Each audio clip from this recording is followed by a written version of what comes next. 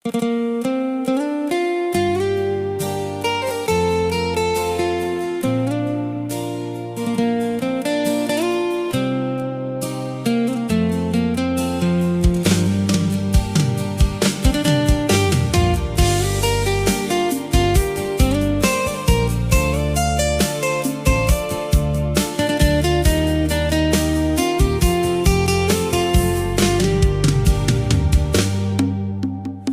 ៀងរាល់ព្រឹកថ្ងៃថ្មី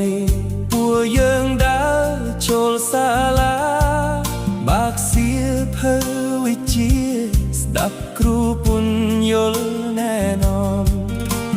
រៀនសរសេររៀនអានបដោតចិត្តគិតហ្មត់ចត់ឆ្លងកាត់ការលំបាកមិនដែលរាថយឡើយ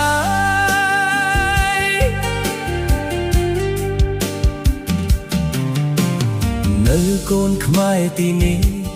មិនមែនរៀនយកពិន្ទុរៀនឲ្យយល់ឲ្យធ្លុះស្ទាត់ជំនាញពិតប្រាកដដើម្បីយកទៅប្រើក្នុងជីវិតជាក់ស្ដែងសាងគ្រឹះសមត្ថភាពឲ្យរឹងមាំទ្វេដងចំណេះដឹងពិតប្រាកដគឺស្ថិតនៅទីនេះពួកយើងហាត់រៀនយ៉ាងសកម្មមិនឲ្យអត់ន័យឡើយថ្ងៃមុខនឹងនាំជោគជ័យជូនគ្រួសារសង្គមជាតិអរគុណសាលាកូនខ្មែរផ្ដល់ផ្លូវជីវិតថ្លៃ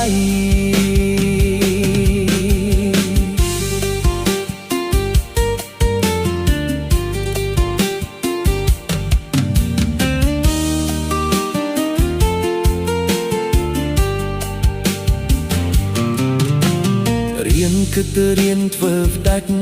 រៀនដោះស្រាយបញ្ហាចំណេះវិជ្ជាការពារខ្លួនគ្រប់ច្រកលហោផ្លូវ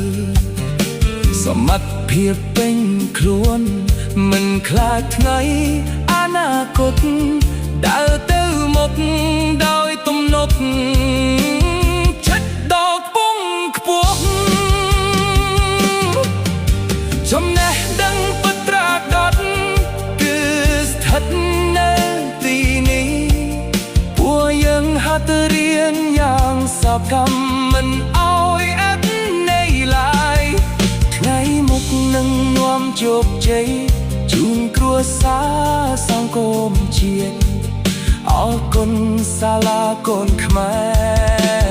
រតើផ្លូវជីវិតថ្លៃ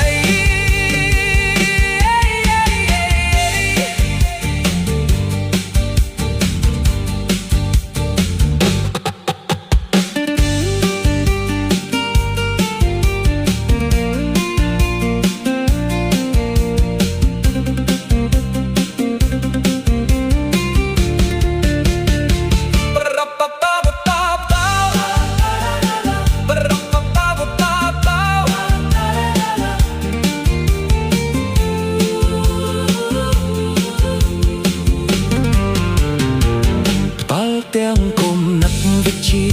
ឆ្ពោះទៅថ្ងៃស្អែកជោគជ័យសាលាកូនខ្មែ